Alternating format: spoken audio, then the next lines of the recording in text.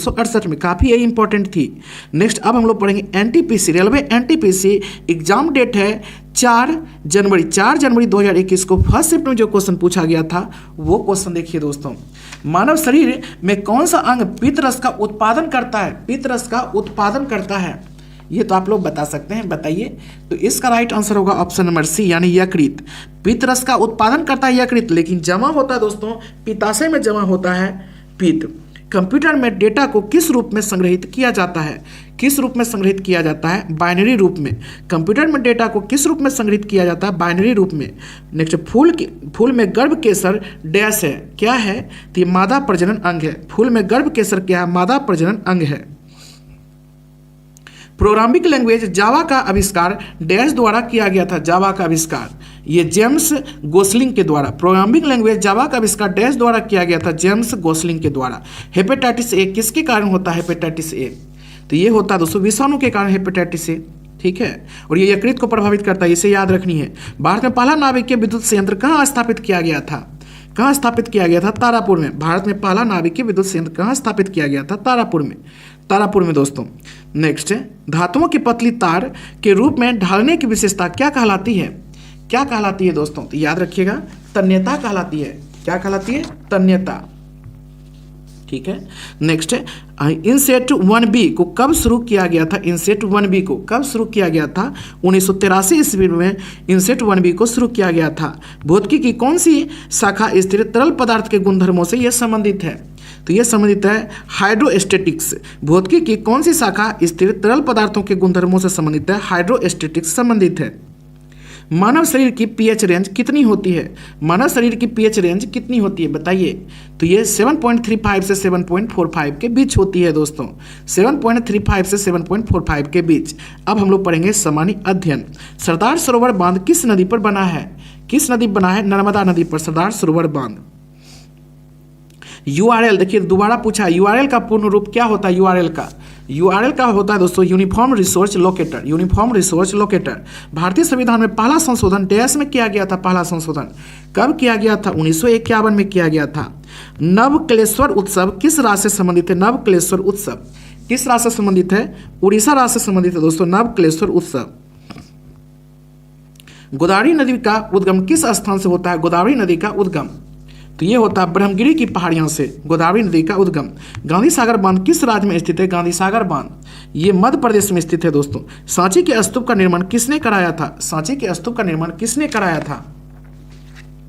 किसने कराया था दोस्तों? तो याद रखिएगा अशोक ने करवाया था। अशोक ने करवाया था। नेक्स्ट, पोखरण परमाणु परीक्षण 2 का कोड नाम क्या था? 2 का कोड नाम ऑपरेशन शक्ति। पोखरण परमाणु परीक्षण 2 का कोड नाम क्या था? ऑपरेशन शक्ति। अकबर कब सम्राट बना था? अकबर कब सम्राट बना था? 1556 ईस्वी में बना था दोस्तों। राजा रवि वर्मा एक प्रसिद्ध डैश थे।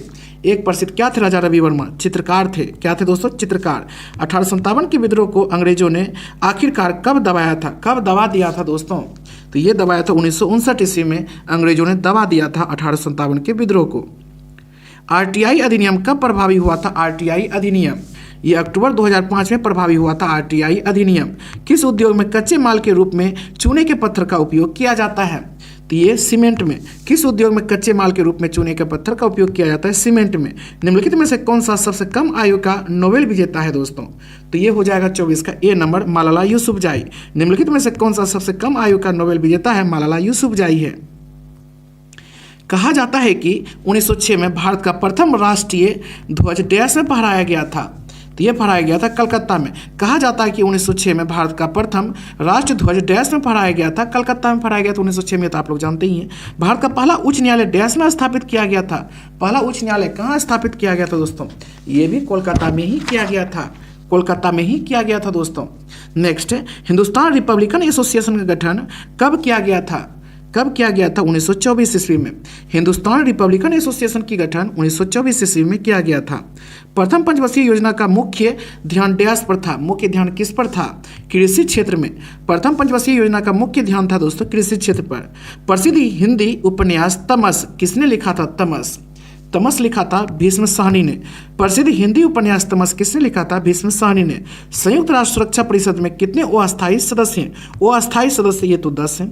5 अस्थायी सदस्य हैं दोस्तों, आपको पता ही है। 5 में कौन कौन गिनती आता है बताइए दोस्तों। 5 जो है कौन कौन है 5 में? इसके लिए ट्रिक हम दिए हैं अभी जस्ट। फ्रेस याद रखिएगा, FRACE फ्रेस। F से फ्रांस, R से रूस, A से अमेरिका, C से चीन, E से इंग्लैंड या फिर ब्रिटेन, इसी को यूनाइटेड किंगडम कहते हैं दोस्तों। नेक्स्ट है साइमन कमीशन कब भारत आया था? साइमन कमीशन कब भारत आया था? 1928 ईस्वी में दोस्तों भारत आया था। लेकिन साइमन कमीशन का गठन हुआ था 8 नवंबर 1927 को ये गठन हुआ था। देश भारत का सबसे बड़ा बॉक्साइट उत्पादक राज्य है दोस्तों, तो ये है उड़ीसा। उड़ीसा है बॉक्साइट उत्पादक राज्य उड़ीसा। भारत ने पहली बार ओलंपिक खेलों में किस वर्ष में भाग लिया था?